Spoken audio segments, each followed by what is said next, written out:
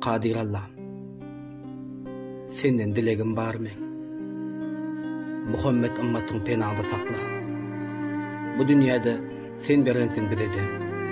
Yalvarayan haramlı yollardan sakla. Sevgili dinime çıkmayın karşı. Şeytanın uğruna gitmekten sakla.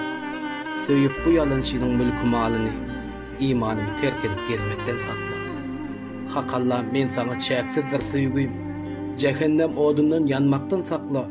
Parzlam öňümde bolup dur bergiyim, parzym bitirmän ölmekden sakla. Ahiret gününde kazanzam sevgiyim.